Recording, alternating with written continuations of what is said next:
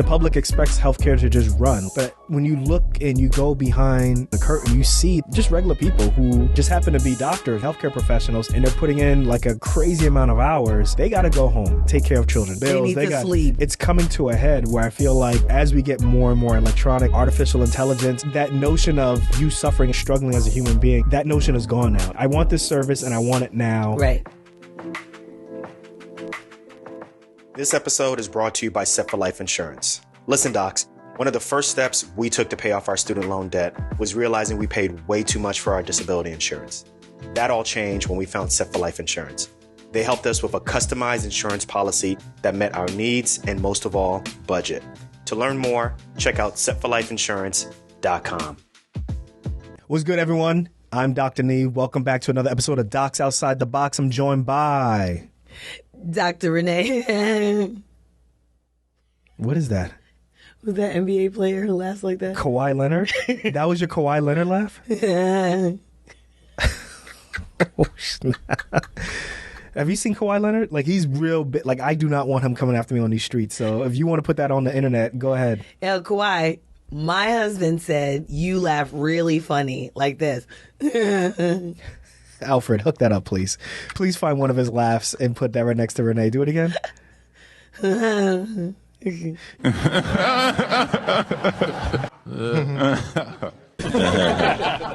Guess I'll laugh and smile all day. Yeah, he got one of those. He's to me socially awkward. I'm the same way. I recognize game. Like socially awkward people recognize socially awkward people, and his laugh is just like, yo.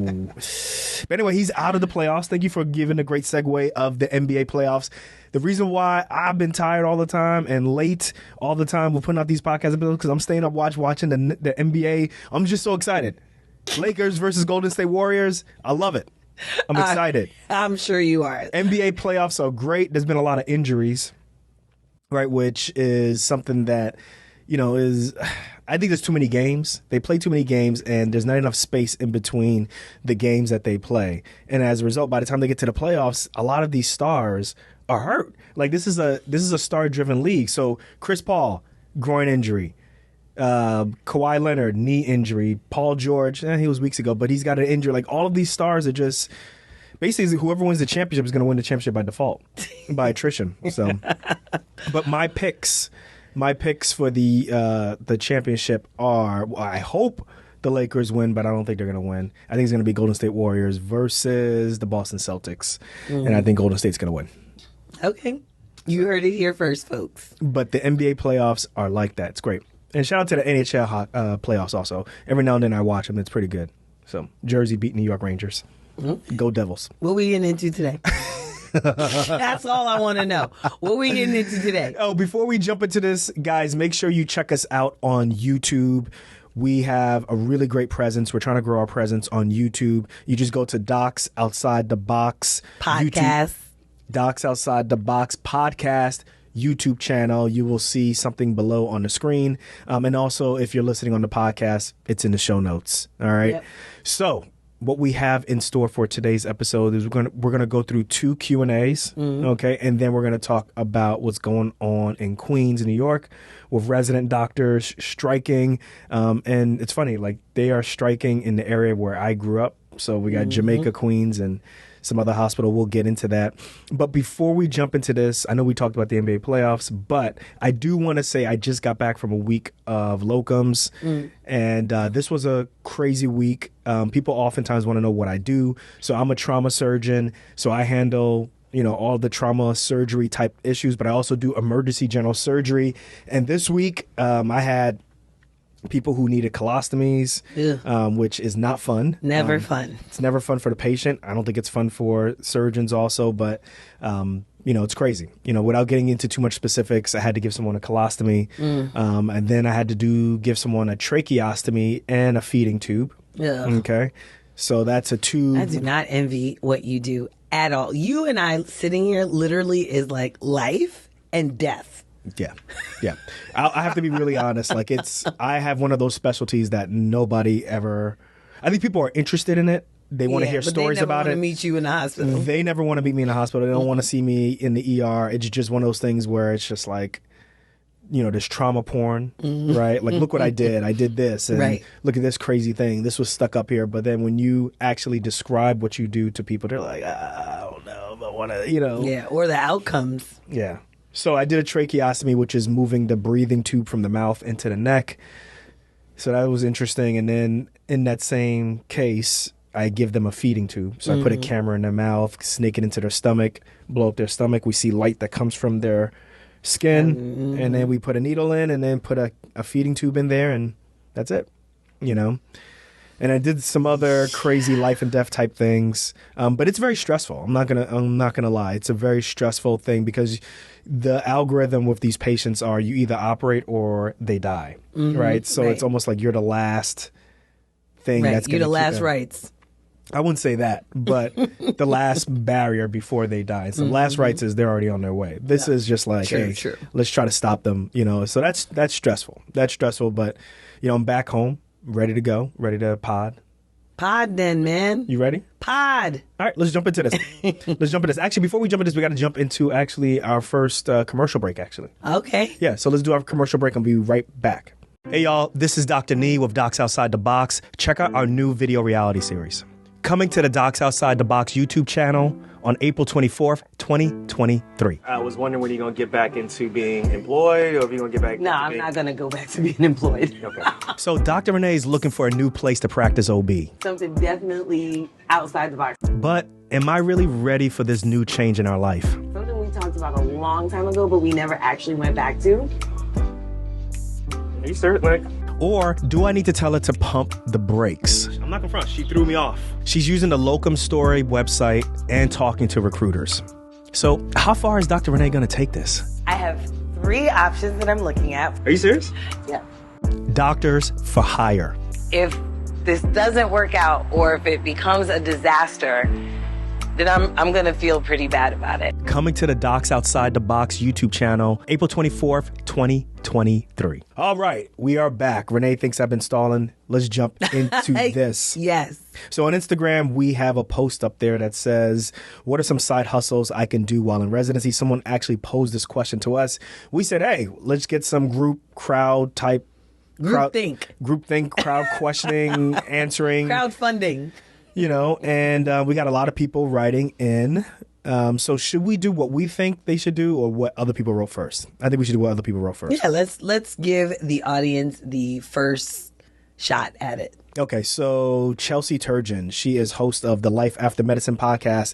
In response to what are some side hustles I can do while in residency, she says, I just wish there was a deeper financial education for potential medical students prior to taking on so much debt. It seems like most of us are these young 20-somethings signing up for large amounts of student loans without fully understanding what that could mean. So no advice exactly for this doc, but the student loan burden is definitely a huge problem, especially when it's heavily influencing career choice. Yeah, right? And we talked about that on the NRMP when we went to visit the NRMP and did a presentation for them last year, remember? Yeah. And we talked about how finances, can influence career choice. And if people are trying to, if the dictum is to increase primary care, how can we do that if people are so concerned about their ability to be able to be financially stable? Yeah, that is something that the higher-ups need to address because it's a problem. It is. Next one is Dr. Leroy Moyo. Hey, Dr. Moyo. Certified physician executive. He says, I cannot say it's 100% the best thing to do given GME limitations on work hours, but the most immediate side gig that comes to mind is moonlighting. Not all programs allow this though. So moonlighting is when you work at your residency, you do your hours as you're supposed to do them. You're on schedule as you're supposed to do it. And then when you're off, rather than just chilling, watching TV or studying, you go and work at another hospital or you work in another clinic or you work someplace else clinically and you get paid for that. And you get a check and you decide what to do with that check. More than likely, if you're moonlighting, you're going to be getting a check as a 1099 as an independent contractor. Check out previous episodes where we talk about that. But yeah, that's what moonlighting is. So Dr. Moyo, thank you very much for submitting that. Yeah, that one's a tough one because not everybody necessarily can do it. Dr. Brooke Choulet talked about how, remember in episode 281, she talked about how she did that in order to be able to build her practice before she graduated from residency or fellowship or whatever. But yeah, that's a tough one, because you got to be able to balance that residency with the time that you're moonlighting. So, and like he said, not every residency program will allow you to do that. So if you are a resident and you're thinking about moonlighting, you better make sure you know whether or not your residency program will allow you to do that. And then another comment is from Quadro Opoku. He's a third-year medical student. He writes, this is on LinkedIn. That is the most Ghanaian name I've ever heard. Yes. He writes, notary signing agent, which I didn't even think about. He says, I went up and looked it up. So basically a notary signing agent is a notary who has been trained to handle loan documents. Lenders and title companies hire signing agents as independent contractors to assist in the last step of the loan process. So basically what a signing agent is, guys, is sometimes you need to submit some paperwork, and it has to be like the paperwork needs to confirm that you are the person who's actually signing. What a notary is you go to their office, or maybe nowadays you go online. Yeah. They look at your ID, they look at the ID, and then they look at you, and maybe they look at another piece of ID, and they confirm it that is you, and then you sign it, and then they sign it. The notary signs it, and then they put like a stamp on it, and then you submit that paper to whatever entity needs that signature. So now that entity knows that you have signed that paper and has been, for the most part, certified by notary. Nowadays, the last several times that we've needed notaries, whether it's for real estate or I can't remember whatever. Yeah, we did it for something else. I can't remember what, but yeah. But we did it online. So someone met with us online through a webcam. We uploaded pictures of our driver's license, and they looked at it, and then they looked at us, and then we uploaded the document in a PDF, and they sign it, put some type of electronic stamp on it, give it back to us. We download it and give it to them. So that's interesting. Yeah. I didn't even think about that. So I think we got some other comments actually on Instagram. Let's see. So someone says digital items sold on Etsy. That's another one. Yes. You can easily learn on YouTube or TikTok. Once an item is listed, it's all passive income minus occasional messages from customers. Yeah, so like drop shipping, so this one is important, right? Because I imagine that you can do Etsy a number of ways, but I would recommend to students, to make it completely as passive as possible, right? Where you don't have, excuse me. That's the hard part, though. Yeah, that is the hard part. But where you don't have inventory yourself that you are either creating or storing in your house and then having to be the person to ship it. Because if you get a lot of orders, that's going to be a lot of time that you're going to be taking to put things together to be able to ship out. So what a lot of people do is something called drop shipping, where you create the item online, right? Oh my God, like I'm choking today. What's going on? You create the item online, and there is another entity that is responsible for getting that item out to your customers. Yeah. And then that way all you have to do literally is just create the stuff online. And then, like he said, answer some questions from customers if they have any questions. I think a simple example is creating t-shirts, right? Right. You create a design on a t-shirt. Yep. You go to a website and you create the t-shirt, and then what happens is when you want to sell it, you send people to that website that creates the t-shirt, and then that t-shirt that company is in charge of taking the order. They're in charge of creating the t-shirt, and then they're also in charge of mailing it out. Right. So you don't even have to get even involved. So that's a real basic form. There's other types of drop shipping where maybe you're selling other types of products. Like my sister, she does drop shipping where she has an online web store and it's nice bags and filters for water and whatever it may be. You go online, you click on it, and then you buy it, and then several weeks later it comes via Amazon, and she doesn't need to hold any of the inventory in her house. Right. So that's one thing. So, but I think one of the interesting things is I think so many people talk about all of these type of side hustles and they're esoteric and so forth. But before we even get to that, if you are a resident, I think that the most important thing is how can I make my money work for me while I'm sleeping? How can I make my money work for me passively? And I think that before you even get to side hustles, I think that there's some things that you need to do first before you even get to that. So I think the 3 things that we need to talk about is investing. You could either, and then also real estate because you need a place to live. So let's talk about investing.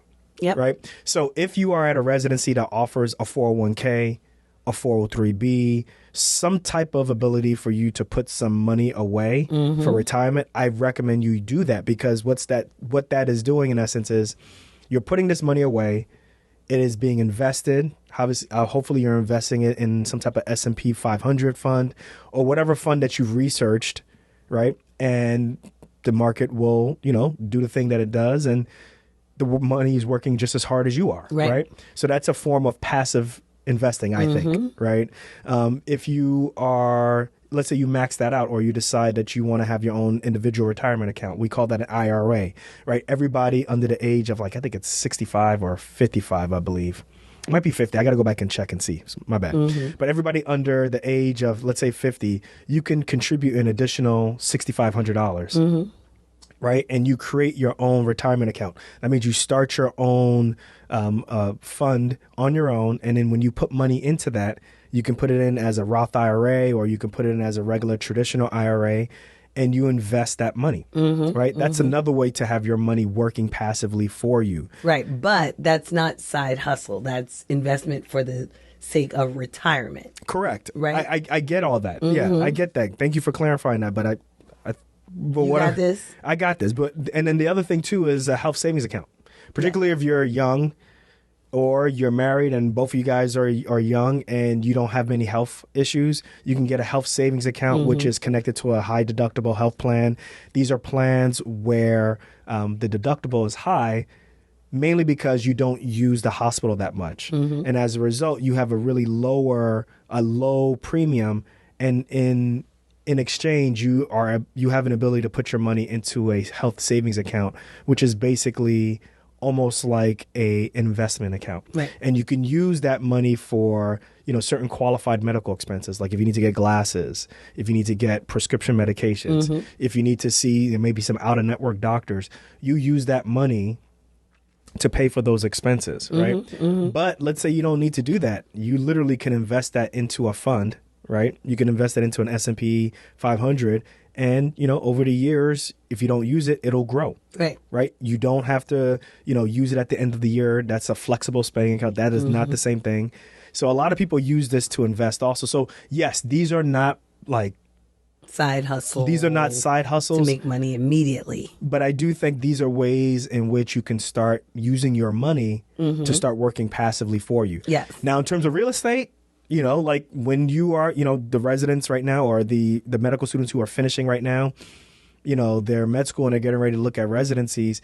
For me, I always say don't buy a house when you first get to a place for a whole host of reasons. But after that second year, if you're starting to look at a house, maybe you could start looking at a duplex or maybe you can start looking at a townhome that has multiple rooms and you can get a roommate. And the whole thought process is someone is renting from you. Right. And when they're providing money for you, I think this is the most basic form of side hustle. Yes. Someone is renting a portion of the room or someone is renting the other part of the house. They're paying you. That's decreasing how much money is coming out of your pocket to pay your mortgage. Right.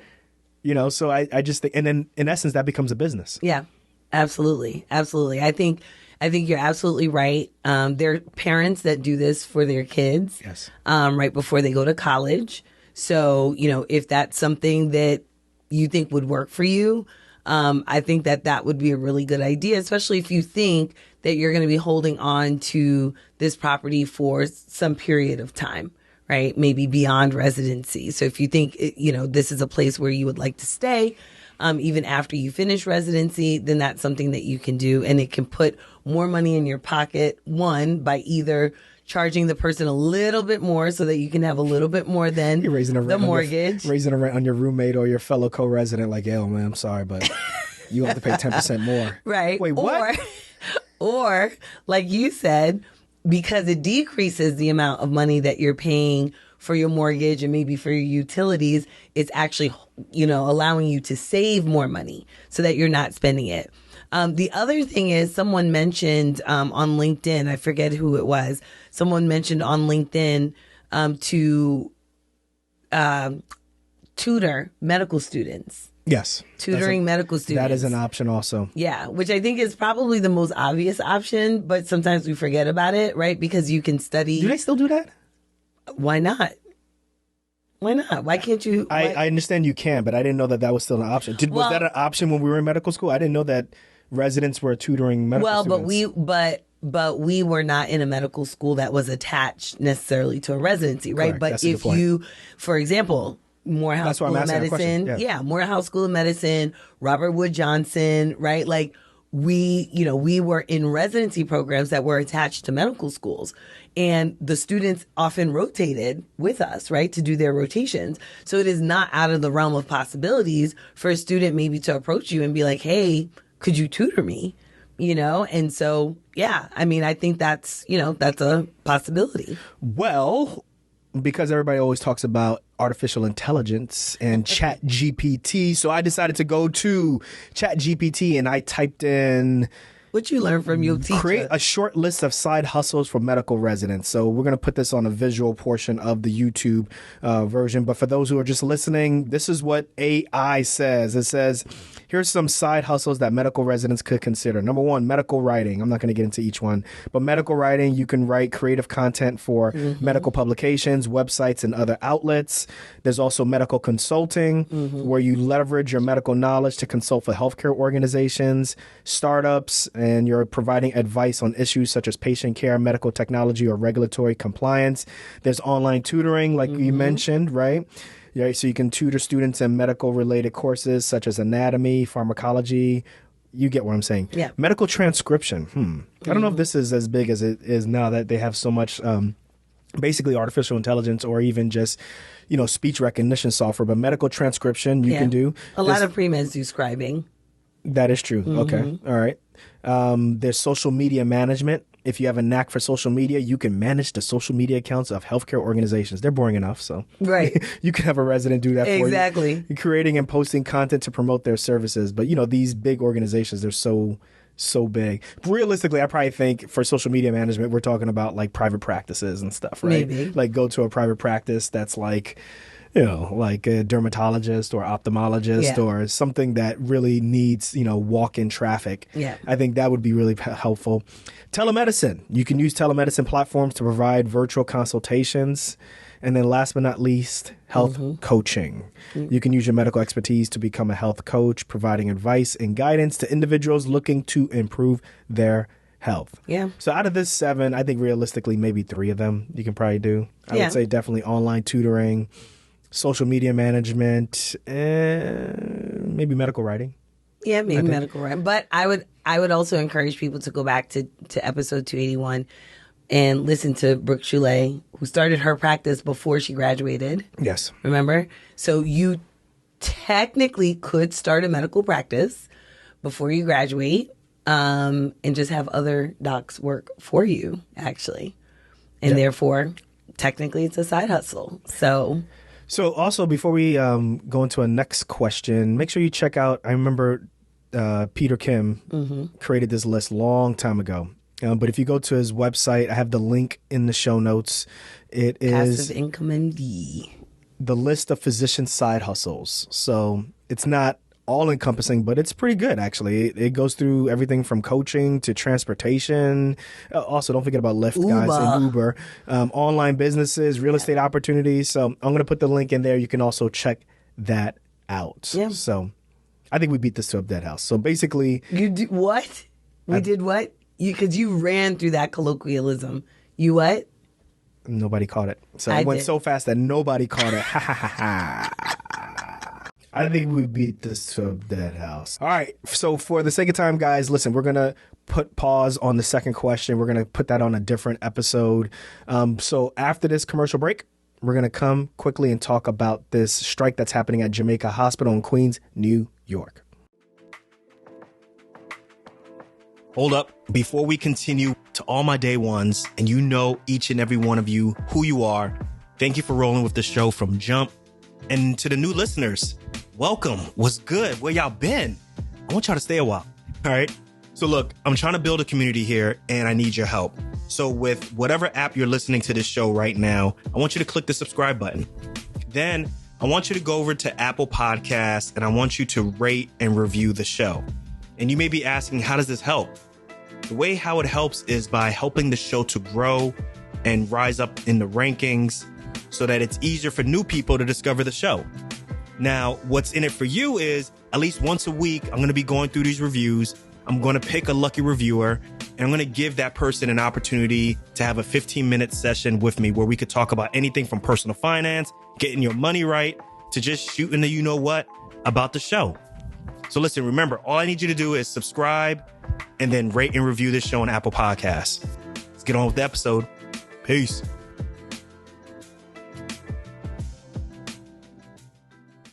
All right, we are back. Let's get into the meat and potatoes. You are bad with the colloquialisms. I am. I'm really meat of potatoes, hashed potatoes, whatever. Mashed potatoes. Mashed potatoes. Yeah. Tater tots. Y'all get what I'm saying, yo. So listen, something big is coming. Listen, there's a lot that's going on with residents, and residents are not playing. So basically, in the news right now, there are multiple hospitals at this point. We are recording this on, what's today's date? May 4th. But when this episode comes out, by the time this comes out, there may be some medical residents who are striking. So basically, there are multiple hospitals in Queens that have medical residents voting to strike already. So there's 2 hospitals that are owned by this company called Medicis. That's Flushing Hospital and Jamaica Hospital. And then the medical residents at Elmhurst Hospital, which is owned by Mount Sinai Icahn School of Medicine. They have all voted to strike, which is really interesting. Like Flushing, Jamaica, Elmhurst are all near where I grew up, right near Lefrak City. But there's a bunch of articles out there. But basically, the main thing with Elmhurst is Elmhurst was for a significant period of time the epicenter of COVID, right? Where, residents and, attendings were dealing with like the biggest burden out of anything. They were dealing with COVID before there was really enough PPE. There wasn't even places to put bodies and so forth. So I think what a lot of these articles are saying that these residents are kind of at a point where they're just like, look, we asked for hazard pay. We didn't get our hazard pay. We asked for increased staffing. We didn't get increased staffing. And now we're not getting the increase in pay commensurate to other residents in other parts of the city. So, for example, some of the residents at Elmhurst Hospital or the residents at Elmhurst Hospital don't get the same pay raises as other hospitals that are owned by Mount Sinai on the Upper East Side. Right. Which is like, wait, what? Why? Anybody who's lived in New York knows that the rent is really high. So it's everywhere. Really, it's very, very, very high. Yes. So it's crazy. So this is from the city, and it says that more than 160 resident physicians at Elmhurst Hospital, one of the city's largest public hospitals and ground zero of New York's COVID pandemic response, voted to authorize a strike if they do not reach a deal on raises and hazard pay. Their union announced on Wednesday. Well, so basically this is the talks between the doctors union, the Committee of Interns and Residents, and Mount Sinai are ongoing. Key to the union's proposal is demanding pay parity with Mount Sinai's main non-union campus on the Upper East Side. Elmhurst residents currently earn $7,000 annually less than their non-union peers on average, a disparity that is expected to widen to $11,000 this summer, when Mount Sinai's planned 6% increase for its East Side doctors goes into effect in July, according to the union. That is huge. But that's a pretty significant amount of money. I mean, $7,000. I'm very interested as to why there's a pay difference, right? Yeah. I mean, it can't just be Queens versus Manhattan. I mean, I don't see why it would be just... Is it union versus non-union? That's very interesting. Well, but for me, I would think that the unionized residents would actually be more effective in getting a pay raise. But it seems like here, the non-union residents have actually been the ones to get the pay raise. Yeah, and then this says, if all 3 hospital residents strike at the same time, that's close to 500 residents striking. That's a lot. Yeah. The last strike in New York City was in 1990 at Bronx Lebanon Hospital, now known as New York City Hospital. That was a 9-day strike. Right. So I think they have to come up with something before May 15th, which is about 11 days away from when we're recording this episode. So if they don't, I believe that they intend to strike starting at 7 a.m. on May 15th to May 18th. So 3 days of striking. I'm like, do you know how much work is not going to get done? And not to mention, one of the things, Dr. Neha Ravi, she's a first year resident at one of these hospitals.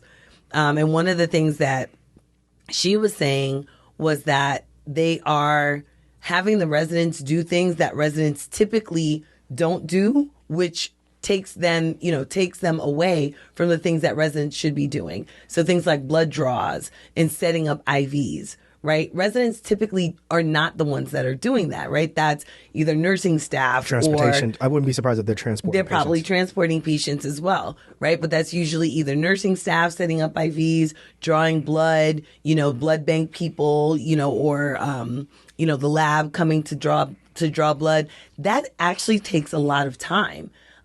It takes a lot of time away from what residents should be doing, and it increases the burden of work, just like the physical as well as the mental burden of work. And so to then be getting $7,000 less, I mean, that for me adds insult to injury. Number one, I think the pay is one thing, but the workload is definitely another. And I don't think that residents should have to be doing all those things like setting up IVs, transporting patients, drawing blood. Like that needs to get off of their plate.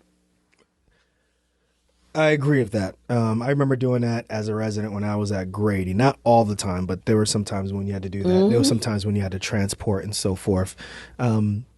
It helps you to understand kind of what happens on the other side. I'm not saying that it's correct. Mm-hmm. And, we both say, like, I do not want to practice in a New York City hospital. Oh, yeah. Because what you do in other states and other places compared to what's happening in a New York hospital is completely different. Everybody interacts differently. So I don't know if anybody's really, outside of who's practicing right now in a New York City hospital, I don't think anybody's really ready for that life. Right.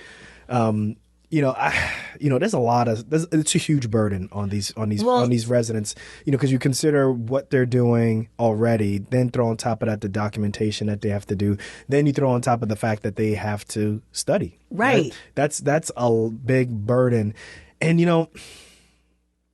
basically what we're talking about, we're entering into a new phase, which is basically withholding work until you get withholding care. And whichever way you stand on it, this is what's happening right now. So this is what they're threatening right now. So right. And don't get me wrong. Like, have I transported a patient? Absolutely. I've transported patients. Have I drawn blood on patients? For what reason? You ain't, as an OB, what do you transport a patient for? Do you understand it's OB-GYN? Do you know what OB-GYNs I do. What have you? I just asked you. What have you transported? Do we only see pregnant patients? What have you transported a patient for? I'm just trying to figure it out. I've gyn-onc patients. Hello? Yeah. Oh, okay. Look at you. Let me wipe that egg off your face. Alfred, put the egg on. Let me wipe it off. Okay. From the patient room to pre-op? Anyway, wow. Whatever. No, okay. I've actually transported patients for imaging and things like that. Mm-hmm. And I've drawn blood before. But that wasn't something that was a necessary part of my particular workload, right? I did it when it was like, listen, I need this right now. We don't have transport. Fine. I'll bring the patient down myself. Or I need this blood. Well, everybody in the hospital is really busy. Fine. I'll draw it myself. Just tell me what tubes that I need. Like, I have done that, but that wasn't something that I was required to do or that was expected for me to do, or something that was something that was so not done often because there was such lack in staff, staff for the other for the remainder of the people in the hospital, that I actually had to do it. Otherwise, my work would not get done, and I think that's something that they need to fix ASAP, on top of, yes, obviously increasing their pay. I'm conflicted about this, and I'll tell you why. There's a bunch of reports that go out there that talk about, so you know how when you do Amazon Prime shipping, mm-hmm. How often is there a mistake? For Prime? Yeah. I don't know. I usually don't have a mistake with Prime. It's extremely rare that there's a mistake. And I think so there's two ways of looking at this. There's looking at it from the consumer side, which is there's never a mistake, rarely. And I get my stuff in 2 days. Right.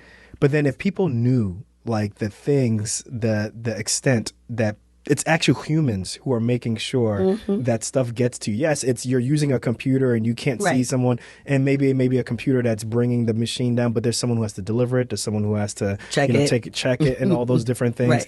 So they talk about how in Amazon there's a significant amount of people who they're on Six Sigma. They complain about not being able to have pee breaks. They talk about having to lift heavy items. They just talk about all of these different things that you just don't feel like you're human almost, right? Like you feel like you're almost like a robot, right? And I kind of liken it to this. Like I think a lot of people, they just expect healthcare to just be there, right? Right. To run. The public expects healthcare to just run, like just happen.